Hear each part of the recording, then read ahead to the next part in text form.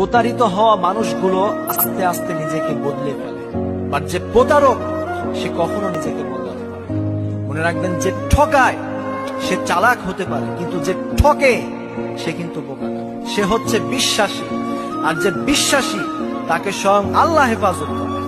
কেউ যদি আপনাকে ভালোবাসার বন্ধন ছিন্ন করে ছেঁকা দিয়ে চলে যায়, মন খারাপ করে চোখের পানি ফেলবেন না, আলহামদুলিল্লাহ বলে শুকরিয়া করুন।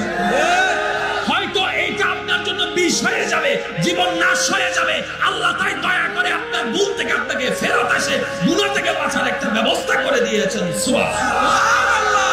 কারোর জন্য যদি কান্না করতে হয়, বান্দা হয়ে আল্লাহর জন্য কান্না করুন, উম্মত হয়ে নবীর জন্য কান্না করুন, এটাই আপনার জন্য যথেষ্ট।